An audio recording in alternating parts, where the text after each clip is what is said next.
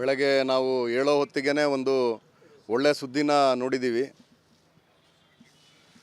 Operation ಸಿಂಧೂರ ನಮಗೆ ಆ ಹೆಸರು ಕೇಳಿನೇ ಒಂದು ಮೈ ರೋಮಾಂಚನ ಆಯಿತು ಸರ್.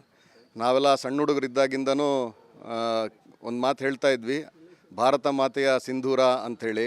ಭಾರತ ಮಾತೆಯ ಸಿಂಧೂರ ಅಂದರೆ ಅದು ಕಾಶ್ಮೀರ ಅಂತ ಹೇಳ್ತಾ ಇದ್ವಿ.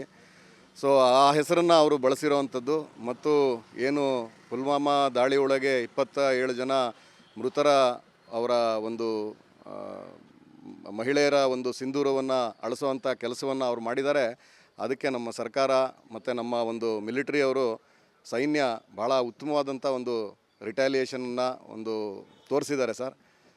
ನಮ್ಮ ವಸ್ತು ನಮ್ಮ ಮಂಜುನಾಥ್ ವಾಪಸ್ ಬರದೇ ಇರ್ಬೋದು, ಆದರೆ ಅಟ್ಲೀಸ್ಟ್ ಅವರ ರಕ್ತ ಏನು ಆ ಕಾಶ್ಮೀರದಲ್ಲಿ ಬಿದ್ದಿತ್ತು ಅದರ ಒಂದು ಬಿಸಿ ಆರುವ ಮುನ್ನವೇ ಒಂದು ಭಾಳ ಸರಿಯಾದಂಥ ಒಂದು ರಿಟ್ಯಾಲಿಯೇಷನ್, ಯಾವುದೋ ಒಬ್ಬ ಸಿವಿಲಿಯನ್ನಿಗೆ ಹೊಡೆಯೋ ಮುಖಾಂತರ ಆಗಲಿ ಅಥವಾ ಯಾವುದೋ ಒಂದು ಕ್ರೌರ್ಯವನ್ನು ಮೆರೆಯುವಂಥ ಕೆಲಸವನ್ನು ನಮ್ಮ ಸರ್ಕಾರ ಮಾಡಿಲ್ಲ. ವಿಶ್ವಕ್ಕೆ ಒಂದು ಮೆಸೇಜನ್ನು ಕೊಟ್ಟಿದೆ. ಅವರು ಹೊಂದಿರುವಂಥದ್ದು ಟೆರರಿಸ್ಟ್ಗಳನ್ನು ಮಾತ್ರ, ಸಿವಿಲಿಯನ್ಗಳ ಮೇಲೆ ಅವ್ರು ಯಾವುದೇ ರೀತಿ ದಾಳಿಯನ್ನು ಮಾಡಿಲ್ಲ.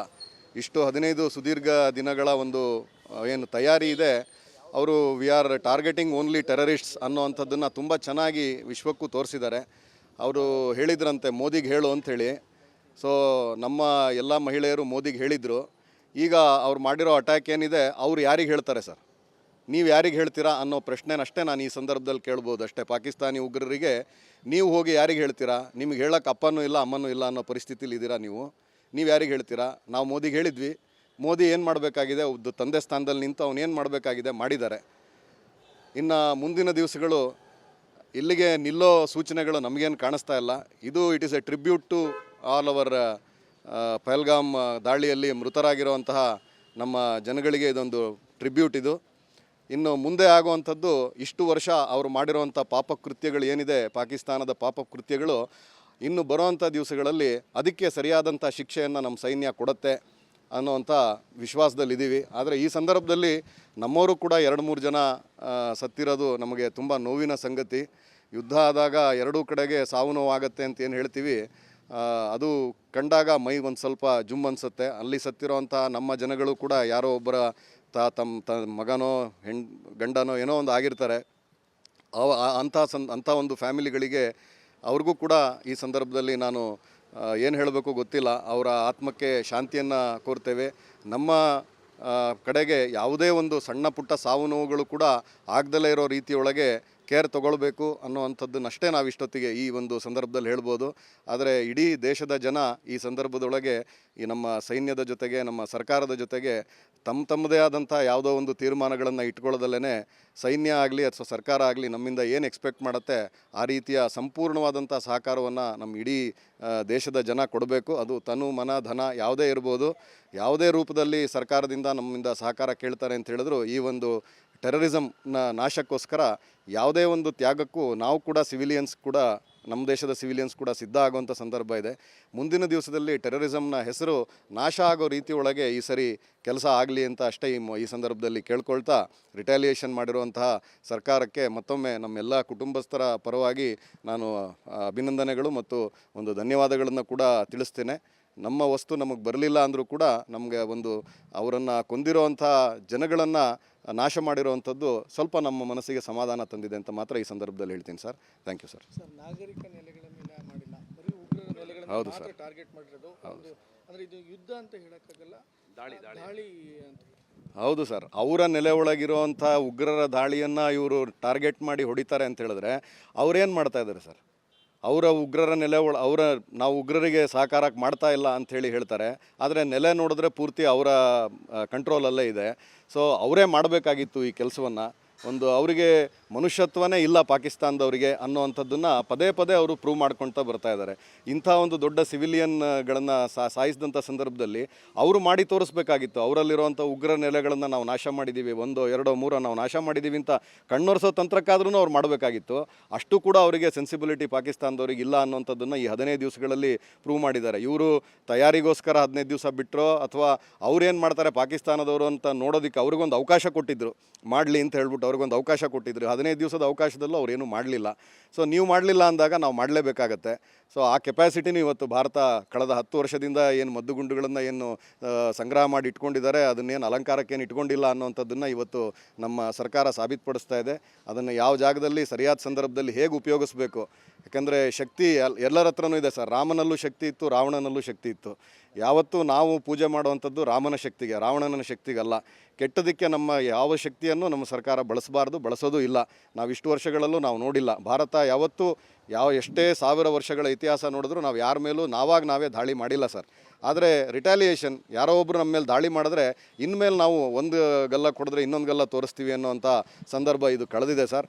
ಹೊಡೆದ್ರೆ ನಾವು ವಾಪಸ್ ಹೊಡೆತೀವಿ ಅನ್ನೋವಂಥ ಒಂದು ಸಂದರ್ಭದಲ್ಲಿ ಇವತ್ತು ನಮ್ಮ ಸರ್ಕಾರ ಬಂದಿರೋವಂಥದ್ದು ನಮ್ಮೆಲ್ಲರಿಗೂ ಸಮಾಧಾನ ತಂದಿದೆ. ದೇಶದ ಒಂದು ಸುರಕ್ಷತೆ ಸರಿಯಾದ ಕೈಗಳಲ್ಲಿದೆ. ಸೈನ್ಯದವರು ಸೈನ್ಯದ ಒಂದು ಸರಿಯಾದ ಕೈಗೆ ಕೊಟ್ಟಿದ್ದಾರೆ ಅನ್ನೋವಂಥದ್ದು ನಮ್ಮೆಲ್ಲರಿಗೂ ತುಂಬ ಸಂತೋಷ ತರ್ತಾ ಇದೆ ಸರ್. ಬೆಳಗ್ಗೆ ನಾವು ಏಳೋ ಹೊತ್ತಿಗೆ ಒಂದು ಒಳ್ಳೆಯ ಸುದ್ದಿನ ನೋಡಿದ್ದೀವಿ. ಆಪರೇಷನ್ ಸಿಂಧೂರ, ನಮಗೆ ಆ ಹೆಸರು ಕೇಳಿನೇ ಒಂದು ಮೈ ರೋಮಾಂಚನ ಆಯಿತು ಸರ್. ನಾವೆಲ್ಲ ಸಣ್ಣ ಹುಡುಗರಿದ್ದಾಗಿಂದನೂ ಒಂದು ಮಾತು ಹೇಳ್ತಾ ಇದ್ವಿ, ಭಾರತ ಮಾತೆಯ ಸಿಂಧೂರ ಅಂಥೇಳಿ. ಭಾರತ ಮಾತೆಯ ಸಿಂಧೂರ ಅಂದರೆ ಅದು ಕಾಶ್ಮೀರ ಅಂತ ಹೇಳ್ತಾ ಇದ್ವಿ. ಸೊ ಆ ಹೆಸರನ್ನು ಅವರು ಬಳಸಿರೋವಂಥದ್ದು, ಮತ್ತು ಏನು ಪುಲ್ವಾಮಾ ದಾಳಿ ಒಳಗೆ 27 ಜನ ಮೃತರ ಅವರ ಒಂದು ಮಹಿಳೆಯರ ಒಂದು ಸಿಂಧೂರವನ್ನು ಅಳಿಸುವಂಥ ಕೆಲಸವನ್ನು ಅವ್ರು ಮಾಡಿದ್ದಾರೆ. ಅದಕ್ಕೆ ನಮ್ಮ ಸರ್ಕಾರ ಮತ್ತು ನಮ್ಮ ಒಂದು ಮಿಲಿಟರಿಯವರು, ಸೈನ್ಯ ಭಾಳ ಉತ್ತಮವಾದಂಥ ಒಂದು ರಿಟ್ಯಾಲಿಯೇಷನನ್ನು ಒಂದು ತೋರಿಸಿದ್ದಾರೆ ಸರ್. ನಮ್ಮ ವಸ್ತು, ನಮ್ಮ ಮಂಜುನಾಥ್ ವಾಪಸ್ ಬರದೇ ಇರ್ಬೋದು, ಆದರೆ ಅಟ್ಲೀಸ್ಟ್ ಅವರ ರಕ್ತ ಏನು ಆ ಕಾಶ್ಮೀರದಲ್ಲಿ ಬಿದ್ದಿತ್ತು, ಅದರ ಒಂದು ಬಿಸಿ ಆರುವ ಮುನ್ನವೇ ಒಂದು ಭಾಳ ಸರಿಯಾದಂಥ ಒಂದು ರಿಟ್ಯಾಲಿಯೇಷನ್. ಯಾವುದೋ ಒಬ್ಬ ಸಿವಿಲಿಯನ್ನಿಗೆ ಹೊಡೆಯೋ ಮುಖಾಂತರ ಆಗಲಿ ಅಥವಾ ಯಾವುದೋ ಒಂದು ಕ್ರೌರ್ಯವನ್ನು ಮೆರೆಯುವಂಥ ಕೆಲಸವನ್ನು ನಮ್ಮ ಸರ್ಕಾರ ಮಾಡಿಲ್ಲ. ವಿಶ್ವಕ್ಕೆ ಒಂದು ಮೆಸೇಜನ್ನು ಕೊಟ್ಟಿದೆ. ಅವರು ಹೊಂದಿರುವಂಥದ್ದು ಟೆರರಿಸ್ಟ್ಗಳನ್ನು ಮಾತ್ರ, ಸಿವಿಲಿಯನ್ಗಳ ಮೇಲೆ ಅವ್ರು ಯಾವುದೇ ರೀತಿ ದಾಳಿಯನ್ನು ಮಾಡಿಲ್ಲ. ಇಷ್ಟು 15 ಸುದೀರ್ಘ ದಿನಗಳ ಒಂದು ಏನು ತಯಾರಿ ಇದೆ, ಅವರು ವಿ ಆರ್ ಟಾರ್ಗೆಟಿಂಗ್ ಓನ್ಲಿ ಟೆರರಿಸ್ಟ್ಸ್ ಅನ್ನೋವಂಥದ್ದನ್ನು ತುಂಬ ಚೆನ್ನಾಗಿ ವಿಶ್ವಕ್ಕೂ ತೋರಿಸಿದ್ದಾರೆ. ಅವರು ಹೇಳಿದ್ರಂತೆ ಮೋದಿಗೆ ಹೇಳು ಅಂಥೇಳಿ. ಸೊ ನಮ್ಮ ಎಲ್ಲ ಮಹಿಳೆಯರು ಮೋದಿಗೆ ಹೇಳಿದರು.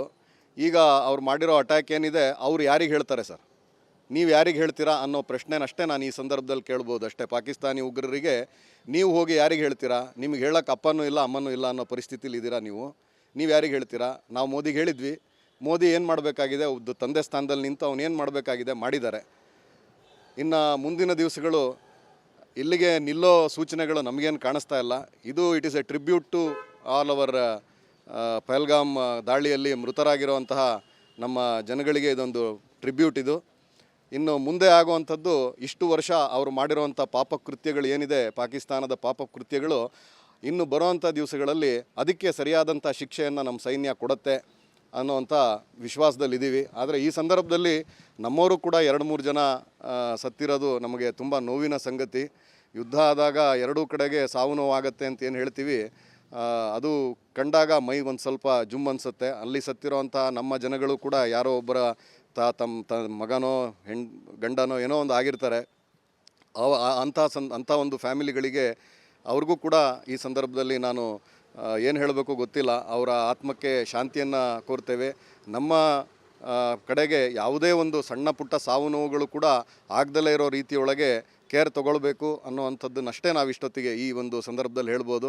ಆದರೆ ಇಡೀ ದೇಶದ ಜನ ಈ ಸಂದರ್ಭದೊಳಗೆ ಈ ನಮ್ಮ ಸೈನ್ಯದ ಜೊತೆಗೆ, ನಮ್ಮ ಸರ್ಕಾರದ ಜೊತೆಗೆ ತಮ್ಮದೇ ಆದಂಥ ಯಾವುದೋ ಒಂದು ತೀರ್ಮಾನಗಳನ್ನು ಇಟ್ಕೊಳ್ಳೋದಲ್ಲೇ ಸೈನ್ಯ ಆಗಲಿ ಅಥವಾ ಸರ್ಕಾರ ಆಗಲಿ ನಮ್ಮಿಂದ ಏನು ಎಕ್ಸ್ಪೆಕ್ಟ್ ಮಾಡುತ್ತೆ ಆ ರೀತಿಯ ಸಂಪೂರ್ಣವಾದಂಥ ಸಹಕಾರವನ್ನು ನಮ್ಮ ಇಡೀ ದೇಶದ ಜನ ಕೊಡಬೇಕು. ಅದು ತನು ಮನ ಧನ ಯಾವುದೇ ಇರ್ಬೋದು, ಯಾವುದೇ ರೂಪದಲ್ಲಿ ಸರ್ಕಾರದಿಂದ ನಮ್ಮಿಂದ ಸಹಕಾರ ಕೇಳ್ತಾರೆ ಅಂತ ಹೇಳಿದ್ರು ಈ ಒಂದು ಟೆರರಿಸಮ್ನ ನಾಶಕ್ಕೋಸ್ಕರ ಯಾವುದೇ ಒಂದು ತ್ಯಾಗಕ್ಕೂ ನಾವು ಕೂಡ ಸಿವಿಲಿಯನ್ಸ್ ಕೂಡ, ನಮ್ಮ ದೇಶದ ಸಿವಿಲಿಯನ್ಸ್ ಕೂಡ ಸಿದ್ಧ ಆಗುವಂಥ ಸಂದರ್ಭ ಇದೆ.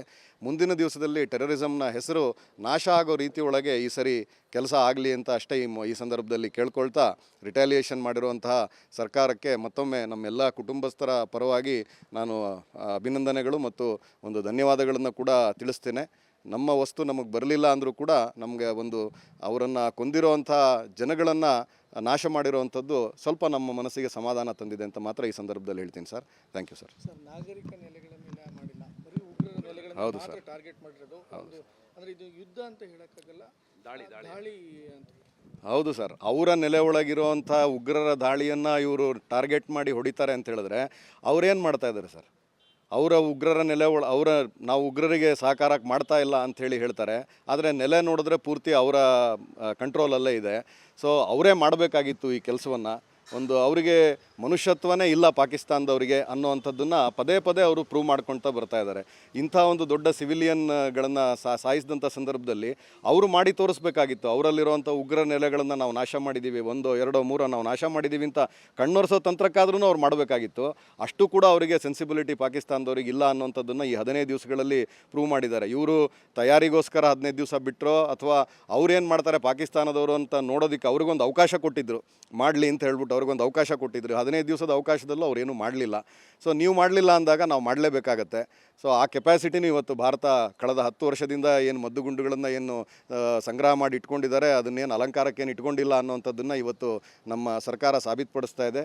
ಅದನ್ನು ಯಾವ ಜಾಗದಲ್ಲಿ ಸರಿಯಾದ ಸಂದರ್ಭದಲ್ಲಿ ಹೇಗೆ ಉಪಯೋಗಿಸ್ಬೇಕು, ಯಾಕಂದರೆ ಶಕ್ತಿ ಎಲ್ಲರ ಹತ್ರನೂ ಇದೆ ಸರ್. ರಾಮನಲ್ಲೂ ಶಕ್ತಿ ಇತ್ತು, ರಾವಣನಲ್ಲೂ ಶಕ್ತಿ ಇತ್ತು.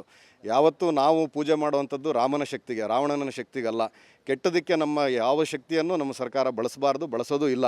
ನಾವು ಇಷ್ಟು ವರ್ಷಗಳಲ್ಲೂ ನಾವು ನೋಡಿಲ್ಲ. ಭಾರತ ಯಾವತ್ತೂ ಎಷ್ಟೇ 1000 ವರ್ಷಗಳ ಇತಿಹಾಸ ನೋಡಿದ್ರೂ ನಾವು ಯಾರ ಮೇಲೂ ನಾವೇ ದಾಳಿ ಮಾಡಿಲ್ಲ ಸರ್. ಆದರೆ ರಿಟ್ಯಾಲಿಯೇಷನ್, ಯಾರೋ ಒಬ್ಬರು ನಮ್ಮ ಮೇಲೆ ದಾಳಿ ಮಾಡಿದ್ರೆ ಇನ್ಮೇಲೆ ನಾವು ಒಂದು ಗಲ್ಲ ಕೊಡಿದ್ರೆ ಇನ್ನೊಂದು ಗಲ್ಲ ತೋರಿಸ್ತೀವಿ ಅನ್ನೋವಂಥ ಸಂದರ್ಭ ಇದು ಕಳೆದಿದೆ ಸರ್. ಹೊಡೆದ್ರೆ ನಾವು ವಾಪಸ್ ಹೊಡೆದಿದ್ದೀವಿ ಅನ್ನೋವಂಥ ಒಂದು ಸಂದರ್ಭದಲ್ಲಿ ಇವತ್ತು ನಮ್ಮ ಸರ್ಕಾರ ಬಂದಿರುವಂಥದ್ದು ನಮ್ಮೆಲ್ಲರಿಗೂ ಸಮಾಧಾನ ತಂದಿದೆ. ದೇಶದ ಒಂದು ಸುರಕ್ಷತೆ ಸರಿಯಾದ ಕೈಗಳಲ್ಲಿದೆ.